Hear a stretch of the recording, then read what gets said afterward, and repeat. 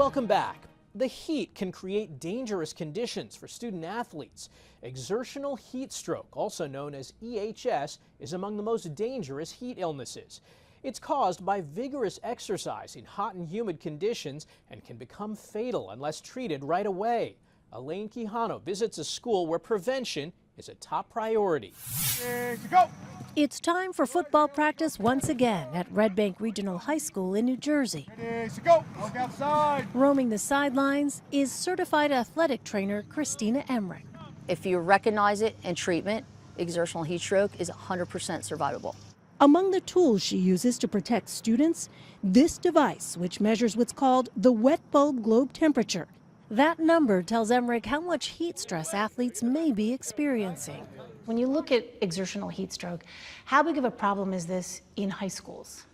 So it's one of the 3 leading causes of death in high school sport in America. And a lot of our field tests. Doug Casa is the CEO of the Corey Stringer Institute, named after the Minnesota Vikings player who died of heat-related illness in 2001. The Institute's mission includes the prevention of heat-related sudden deaths and helping rehabilitate athletes. Basketball here first. Among them, Ryan Swoboda. I remember I got there and I wanted to prove myself. In July 2017, on his 3rd day of practice as a freshman on UVA's football team, Swoboda collapsed. His core temperature had shot up to a life-threatening 109 degrees. He spent 3 weeks in the hospital and more than a year in rehabilitation. I had damage to a lot of my organs. But he recovered and went on to play professionally in the NFL.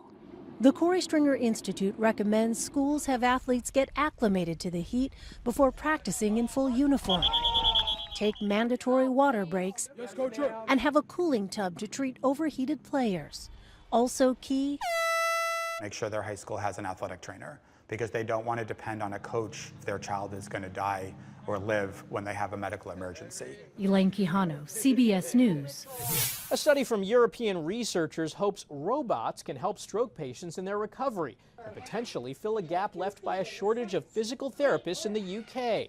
All right, Jake, so this is the brain-computer interface device, so it reads your brain signals. 59-year-old Jake McDonald had a stroke earlier this year. He's now one of the first people to use this robotic coach at the National Robotorium in Edinburgh. Today I will be your exercise and companion. Like if I can see sitting on my hospital bed and the physios in the hospital are so busy, this is a good key thing for interacting with people that definitely need the physio. Researchers say it's vital that stroke patients get the treatment they need as quickly as possible. And what we've found is once the patient realizes that they are in fact controlling the robot, it gives them a sense of control, but it also gives them a sense that the robot is exercising along with them. As if you were exercising with a partner, you see they start to move, you start to move in conjunction with them. The trial uses Now Robots, a fully programmable robot made by a French company. It costs around $13,000. New research shows that using a breast pump can help women breastfeed their babies longer by several months. Tanya Backus introduces us to a teacher who's using her pump to create a stockpile before she heads back to school. Nikki D'Antonio is grateful for this time at home with her 7-month-old daughter, Lillian.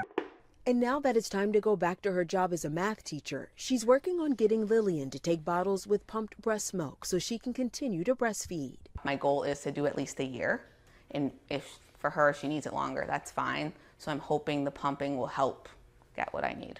New research shows it could help her achieve her goal.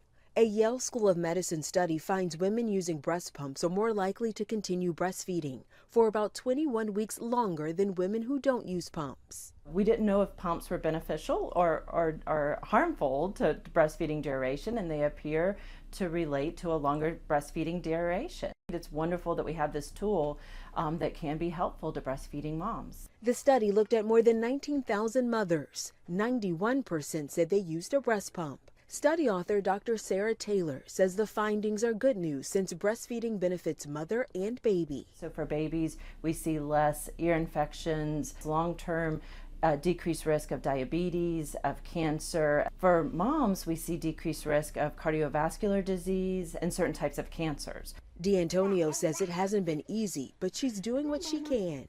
I've had my moments where I might wanted to quit because I was getting overwhelmed, but I've tried to stick to it for her sake. The first month I think is going to be probably the hardest, being away from her, especially pumping at work. So I'm hoping to make it that month and that everything goes smoothly. She says it was a bit of a challenge getting Lillian to take bottles, but they're seeing some success now. Danya Backus, CBS News. That's this week's Eye on Health. I'm Michael George. Thanks for joining us and be well.